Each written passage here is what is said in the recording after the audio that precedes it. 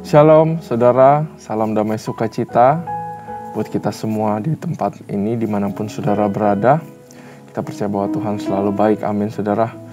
Nah sekarang kita akan belajar firman Tuhan, tapi sebelum itu mari kita sama-sama memuji. Mari sama-sama kita setelah hati kita berdoa, kita memuji dan menyembah Tuhan. Karena ada Tuhan yang baik saudara. Saudara sapa Tuhan kita. Nah untuk semua berdoa masing-masing, mari kita dekatkan diri kita kepada Tuhan untuk mendapatkan kasih karunia, bertemu dengan Dia face to face. Rana basi kita mayaranda, ya rana basi kita tayarana mata kata ya, rana basi kita, Hawaii, Hawajai Tuhan yang pulihkan kami, oh yang jamah kami Tuhan, Hawaii Bapa, haleluya, haleluya, haleluya, haleluya,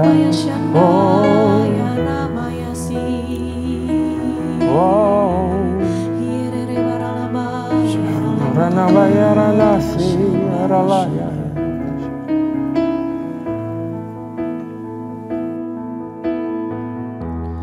Ujilah aku Tuhan,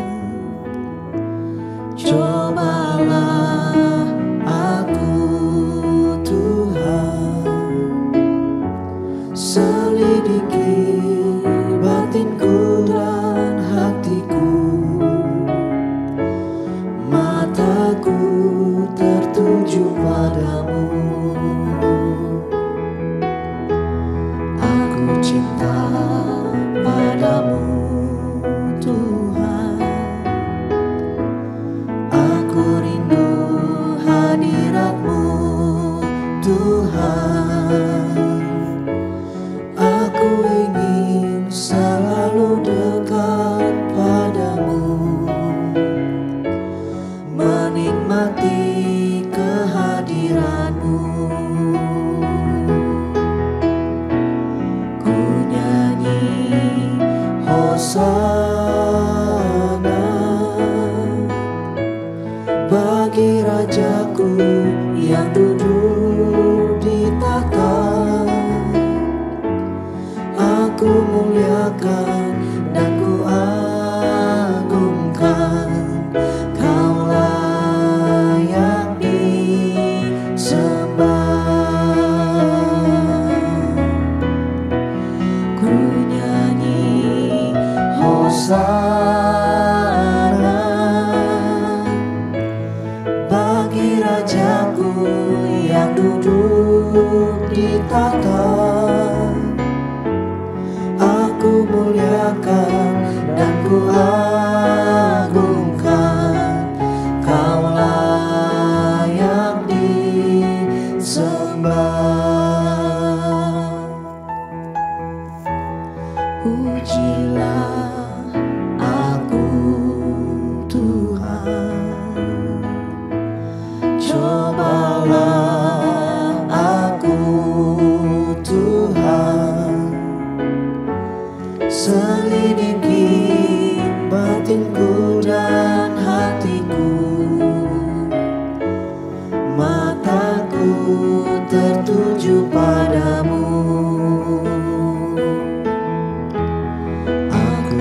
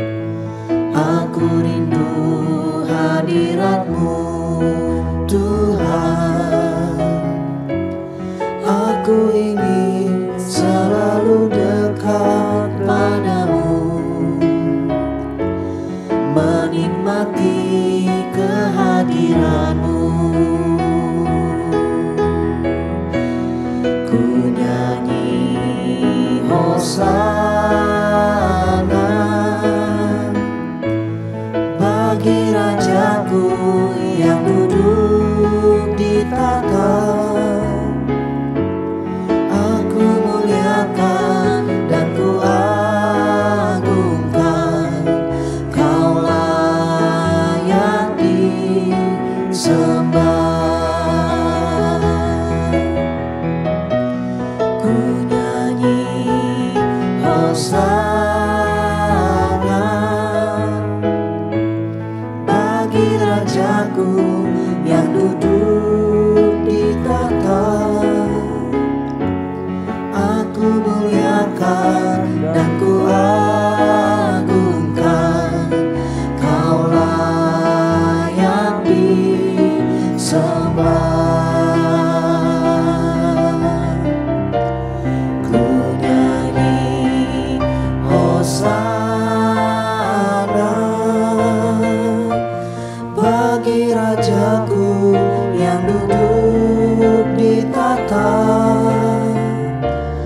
Aku muliakan dan ku agungkan, Kau layak disembah. Ku nyanyi Hosana bagi Rajaku yang duduk di tahta. Aku muliakan dan ku agungkan, Kau layak disembah. Kau layak disembah. Kau layak disembah.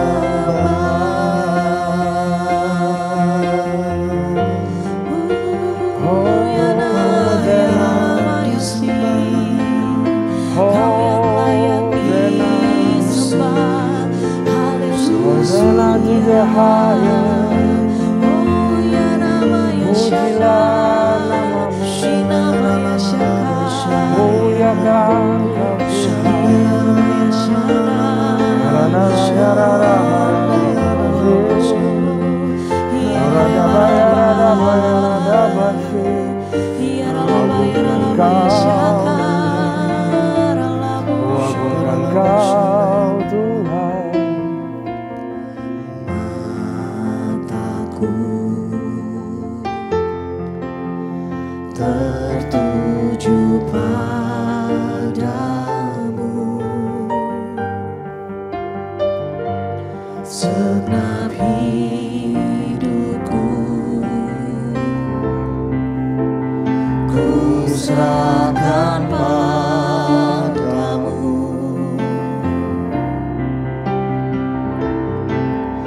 Bimbing aku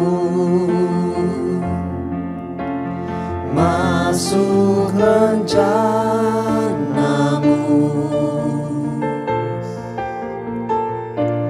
untuk membesarkan kerajaanmu.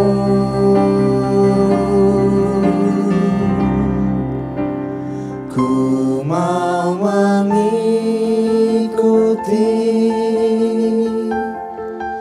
kehendak-Mu ya Bapa. Ku mau selalu menyenangkan hati-Mu.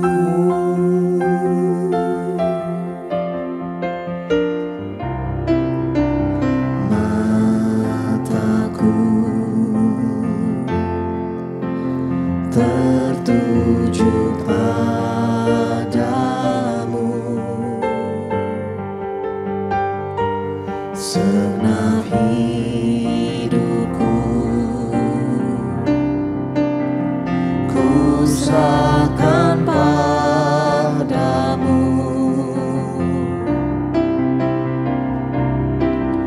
Bimbing aku masuk rencana-Mu, untuk membesarkan Kerajaan-Mu.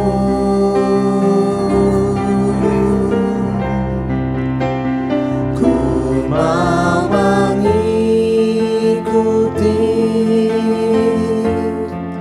kehendak-Mu ya Bapa. Ku mau selalu menyenangkan hati-Mu.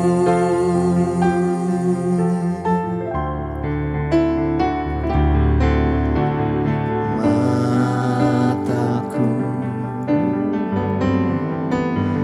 tertuju padamu, senap hidupku ku serahkan padamu. Bimbing aku masuk rencana-Mu untuk membesarkan kerajaan-Mu.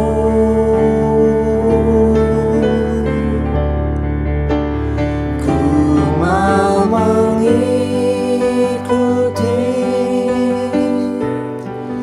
kehendak-Mu ya Bapa.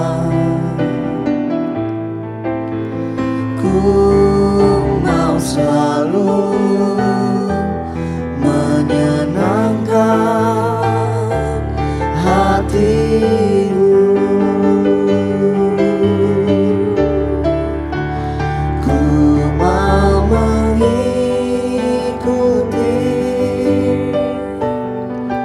kehendak-Mu ya Bapa. Ku mau selalu menyenangkan hati-Mu. Ku mau selalu menyenangkan hati-Mu. Ku mau selalu menyenangkan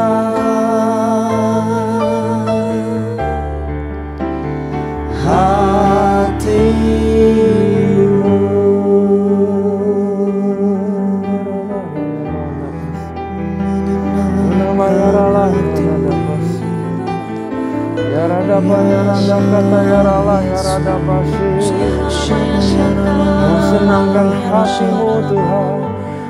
Oh, haleluya. Oh, haleluya. Terima kasih Tuhan. Terima kasih. Kerinduan kami untuk menyenangkan-Mu Tuhan. Kami bersyukur buat kebaikan-Mu dalam kehidupan kami. Tuhan berkati kami, supaya kami bisa belajar firman-Mu yang sungguh luar biasa, dapatkan rema yang mengubahkan seluruh kehidupan kami. Lindungi hamba-Mu, urapi lidah bibir hamba-Mu, supaya boleh katakan sesuatu yang baru dan benar, yang penuh keberanian. Lindungi hamba-Mu di balik salib-Mu, berkati semua yang mendengar, biar boleh peroleh revelation yang mengubahkan kehidupan kami semua. Hanya di dalam nama Tuhan Yesus. Haleluya. Amin. Sekali lagi shalom saudara. Mari kita siapkan buka Alkitab saudara. Kita buka 2 Raja-Raja pasal yang ke-17. 2 Raja-Raja pasal ke-17. Hosea Raja Israel kalau ke-16. Ahaz Raja Yehuda. Jadi tuker-tukeran terus saudara. Kalau saudara perhatikan 2 Raja-Raja ini, Raja Yehuda, Israel, ceritakan satu persatu. Kali ini kita masuk kepada Raja Israel yang namanya adalah Hosea. Yang namanya adalah Hosea, saudara. Oke. Mari kita baca sama-sama. 2 Raja-Raja pasal 17. Hosea Raja Israel dalam tahun ke-12 zaman Ahaz. Jadi 12 tahun zamannya Ahaz ya, saudara. Raja Yehuda Hosea bin Elam menjadi raja di Samaria atas Israel. Ia melakukan apa yang jahat juga di mata Tuhan. Tadi saya pernah bilang bahwa yang Israel semuanya jahat, saudara. Ia melakukan apa yang jahat di mata Tuhan, tetapi bukan seperti raja-raja Israel mendahului dia. Salmaneser, sekarang ada Salmaneser Raja Asyur maju melawan dia. Hosea takluk kepadanya serta membayar upeti. Tetapi kedapatanlah oleh Raja Asyur bahwa di pihak Hosea ada persepakatan. Karena Hosea telah mengirimkan utusan kepada So, Raja Mesir dan tidak mempersembahkan lagi upeti kepada Raja Asyur. Jadi si Hosea minta tolong lah kurang lebih, saudara, kepada Raja Mesir. Seperti biasa tahun demi tahun, soalnya bayar upeti sekarang nggak lagi. Sebab itu Raja Asyur nangkep dia dan membelenggu dia dalam penjara. Kemudian majulah Raja Asyur menjelajah seluruh negeri itu. Ia menyerang Samaria dan mengepungnya 3 tahun lamanya. Dalam tahun ke-9 zaman Hosea, maka Raja Asyur merebut Samaria. Ia mengangkut orang-orang Israel ke Asyur, ke dalam pembuangan, dan menyuruh mereka tinggal di Halah, di tepi sungai Habor, yakni sungai negeri Gozan, dan di kota-kota orang Madai. Narasi sangat simpel. Dia nggak melakukan yang benar di mata Tuhan, kalah perang, diserang, tidak ada perlindungan Tuhan. Ya, saudara, satu warning kecil atau yang sangat singkat jelas buat kita semua. Perlindungan Tuhan. Ya, karena kita mau taat dan turut kepada Tuhan, saudara. Ya. Kalau saudara pengen dilindungi Tuhan, kita semua pengen dilindungi Tuhan. Mari kita belajar untuk taat kepada Tuhan, saudara. Kemudian kita lanjut lagi, keruntuhan kerajaan Israel. 7 hal itu terjadi. Hal itu terjadi karena orang Israel telah berdosa kepada Tuhan, Allah mereka yang telah menuntun mereka dari tanah Mesir, dari kawasan Firaun, Raja Mesir, dan karena mereka telah menyembah Allah lain dan telah hidup menurut adat istiadat bangsa yang telah dihalau Tuhan dari depan orang Israel dan menurut ketetapan yang telah dibuat raja-raja Israel. Dan orang Israel telah menjalankan hal-hal yang tidak patut terhadap Tuhan Allah mereka. Mereka mendirikan bukit-bukit pengorbanan dimanapun mereka diam, baik dekat menara penjagaan maupun di kota yang berkubu. Mereka mendirikan tugu-tugu berhala dan tiang-tiang berhala di setiap bukit yang tinggi dan di setiap pohon yang rimbun. Di sana, di atas segala bukit itu, mereka membakar korban seperti bangsa-bangsa yang telah diangkut Tuhan tertawan dari depan mereka. Mereka melakukan hal-hal yang jahat sehingga mereka menimbulkan sakit hatinya Tuhan. Mereka beribadah kepada berhala-berhala walaupun Tuhan telah berfirman kepada mereka, janganlah kamu berbuat seperti itu. Tuhan telah memperingatkan kepada orang Israel dan kepada orang Yehuda dengan perantaran semua nabi dan semua tukang tilik. Baliklah kamu daripada jalan-jalanmu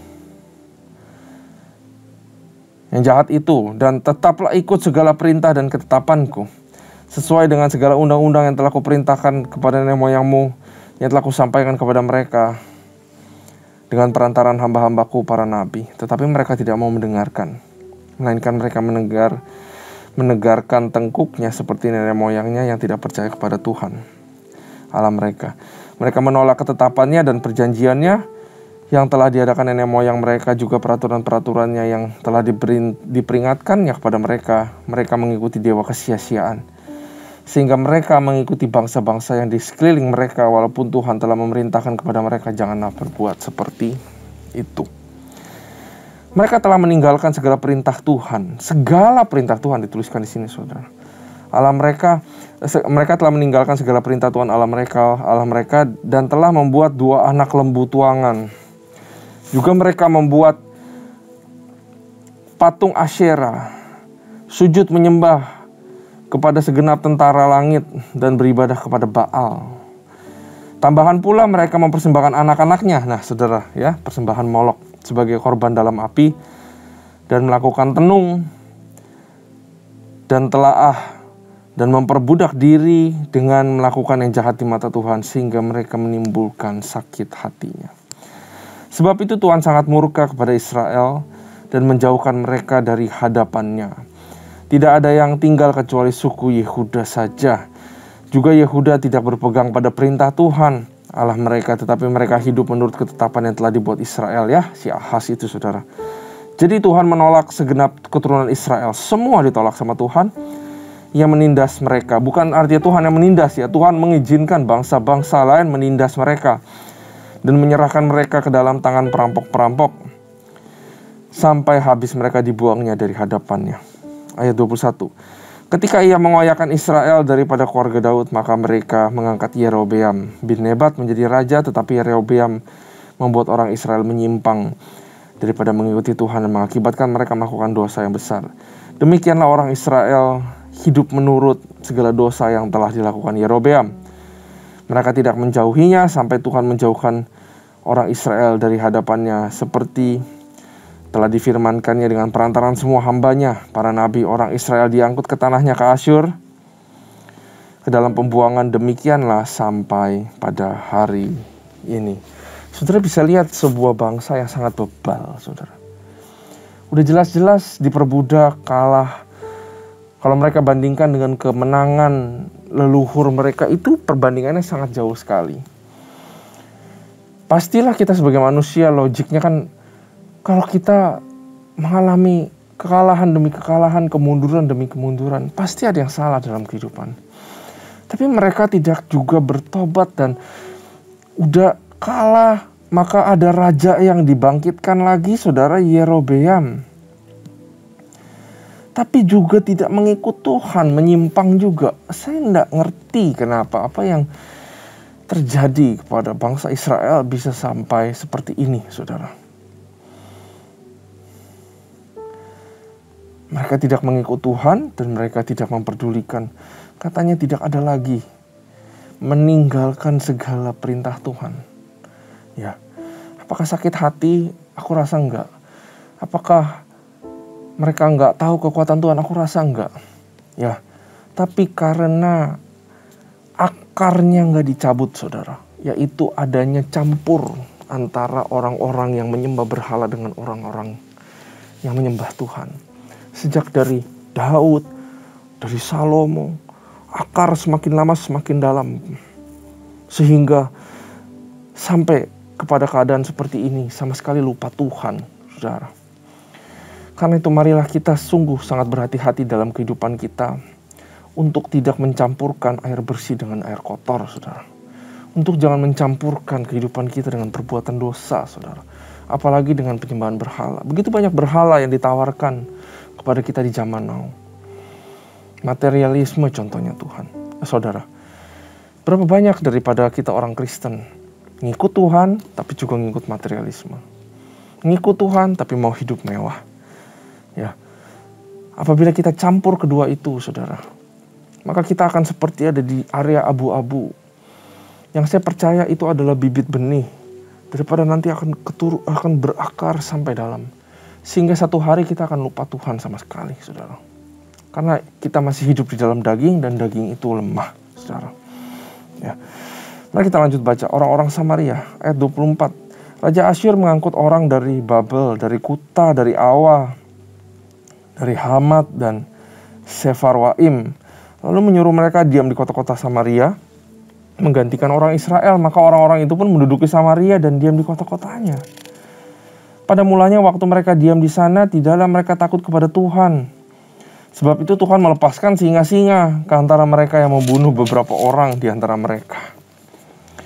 Lalu berkatalah orang kepada Raja Asyur, bangsa-bangsa yang Tuanku angkut tertawan dan yang Tuanku suruh diam di kota-kota sama tidaklah mengenal hukum beribadah kepada Allah negeri itu. Sebab itu dilepaskannya lah singa-singa ke antara mereka yang sesungguhnya membunuh mereka. Oleh karena mereka tidak mengenal hukum beribadah kepada Allah negeri itu. Wah, serem ya saudara. Tanahnya yang sudah dimiliki sama Tuhan itu nggak bisa diduduki ternyata saudara sama orang-orang lain.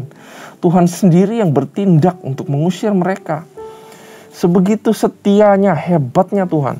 Tanah Kanaan ini kalau kepunyaan orang Israel, kepunyaan keturunanku, kata Tuhan. Selamanya aku pegang janji.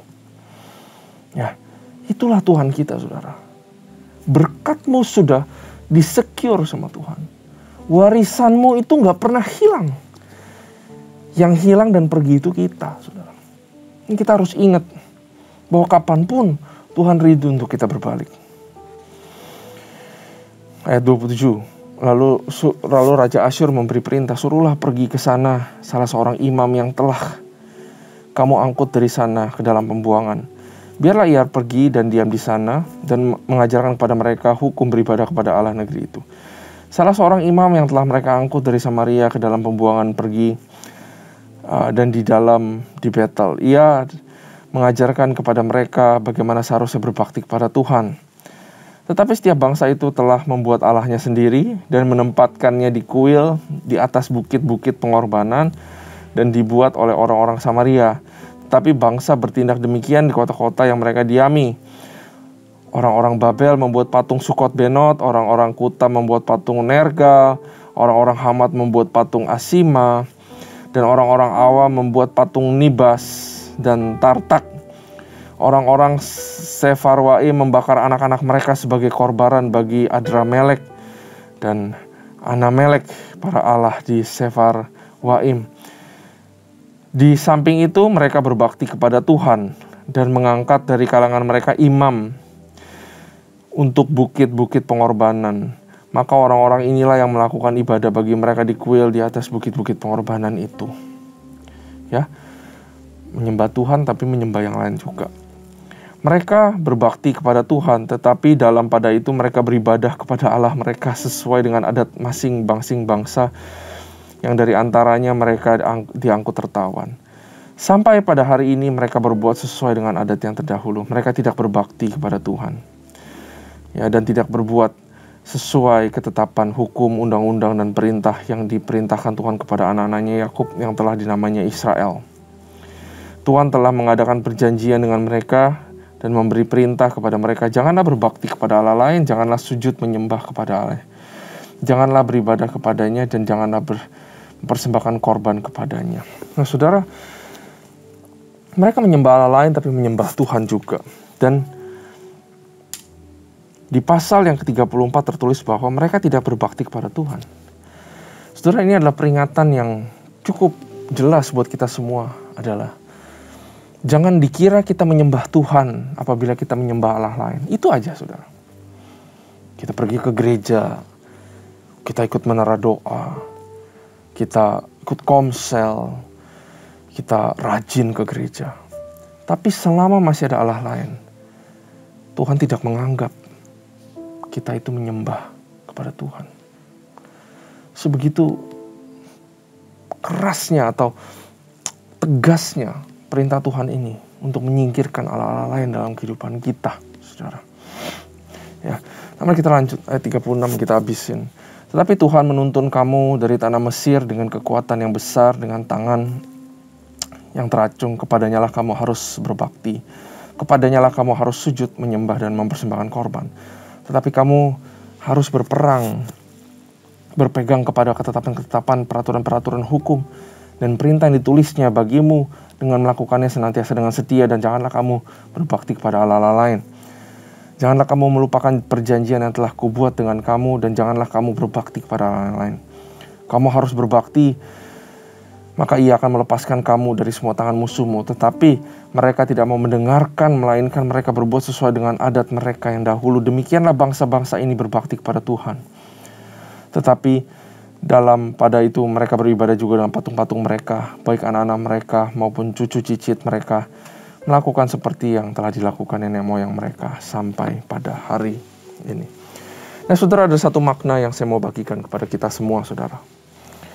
Kalau kita tarik mundur waktu Yosua menduduki tanah Kanaan, di situ adalah hari kemerdekaannya bangsa Israel. Saya boleh bilang itu seperti hari masuknya kepada tanah perjanjian, seperti hari kemerdekaan lah saudara. Ya mungkin saudara bisa pikir, oh hari kemerdekaan waktu mereka keluar dari Mesir, tapi belum benar-benar merdeka, saya bilang, karena belum dapat tanah, belum settle, saudara.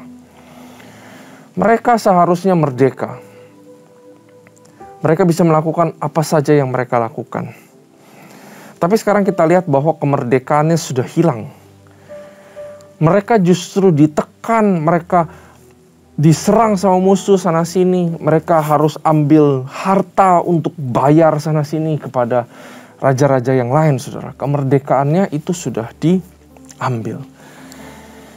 Ya, firman Tuhan berkata di Yohanes 8 begini, "Jikalau kamu tetap dalam firman-Ku, kamu benar-benar adalah murid-Ku, dan kamu akan mengetahui kebenaran, dan kebenaran itu akan memerdekakan kamu." Artinya, perlu firman sebagai panutan, sebagai guide kehidupan kita, supaya kita mau benar-benar merdeka. Ya, kita butuh yang namanya batasan, yaitu firman Tuhan dan perintah Tuhan di dalam kehidupan kita. Kalau kita mau terus menikmati kemerdekaan, ya, artinya terus menikmati kebebasan. Kalau saudara pengen menikmati kebebasan di Jakarta, di negara Indonesia, atau saudara harus mengikuti peraturan-peraturan pemerintah. Kalau saudara melakukan kejahatan, maka kebebasan saudara diambil, dan saudara mungkin dimasuki penjara, dan saudara tidak bisa melakukan apapun yang saudara lakukan saat ini. Kemerdekaanmu diambil. Karena itu untuk menikmati yang namanya kemerdekaan butuh yang namanya perintah Tuhan. Untuk menikmati kemerdekaan butuh yang namanya batasan di dalam kehidupan. Waktu Adam dan Hawa diciptakan, mereka bebas makan apapun kecuali buah pengetahuan yang baik dan buruk. Justru itu ketwist. Mereka merasa kok yang ini nggak boleh dimakan. Mereka gagal melihat bahwa itu adalah batasan yang diberikan Tuhan. Selama itu ditaati, mereka bisa menikmati segala sesuatunya, saudara. Galatia 5 ayat 1 berkata demikian, saudara perhatikan. Supaya kita sungguh-sungguh merdeka, Kristus itu telah memerdekakan kita. Karena itu berdirilah teguh dan jangan mau lagi dikenakan kuk perhambaan. Karena itu, saudara, seperti bangsa Israel dan juga refleksikan ke dalam kehidupan kita. Saudara mau menikmati hidup, saudara mau bebas, saudara mau berkemenangan. Saudara sebenarnya punya kebebasan itu, saudara. Tuhan sudah beli lunas. Tapi banyak dari kita belum menikmatinya. Artinya seperti apa? Artinya kebebasan itu perlu yang namanya firman Tuhan. Kebebasan perlu yang namanya pengawasan. Gak bisa main seenaknya sendiri, saudara. Bangsa Israel telah dibebaskan, merdeka. Tapi mereka harus berperang juga masih melawan raja-raja lain, bangsa-bangsa lain. Karena itu kemerdekaan juga perlu yang namanya kerja keras. Setiap raja kudu kerja keras untuk hancurin semua kuil-kuil atau tempat penyembahan berhala, saudara. Apalagi notabene-nya ini katanya seorang raja. Untuk bebas, mereka perlu belajar yang namanya tanggung jawab. Bertanggung jawab kepada Tuhan, kepada leluhurnya yang menyembah Tuhan yang benar, saudara. Dan kebebasan itu perlu yang namanya penguasaan diri. Ya. Saudara, bisakah hidup diberkati Tuhan? Bisa. Apakah cuma hanya 1-2 orang? Enggak. Semua punya kebebasan yang sama. Semua punya kemerdekaan yang sama. Sudah dibeli Tuhan. Ya, sudah dibayarkan lunas. Semua bebas gak menjadi pemenang. Semua bebas. Semua bisa merdeka. Tapi lagi-lagi, Tuhan tahu bahwa kemerdekaan itu atau kebebasan itu perlu yang namanya aturan atau batasan, yaitu firman Tuhan. Saya percaya, saudara, kalau kita ikuti firman Tuhan dan kita taat sama firman Tuhan, maka saudara akan mengalami kemerdekaan dan kebebasan di dalam kehidupan kita. Tapi tentu kemerdekaan dan kebebasan yang benar, yang mempunyai batasan-batasan yang benar. Mari kita berdoa. Terima kasih Tuhan buat firman ini. Sungguh kau ajaib, sungguh kau hebat Tuhan. Ajarilah kami semua untuk tetap taat melakukan firman-Mu, belajar firman-Mu, dan taat menjadi hamba-Mu. Terima kasih Tuhan buat hari ini. Hanya di dalam nama Tuhan Yesus kita berdoa. Haleluya. Amin. Tuhan Yesus memberkati.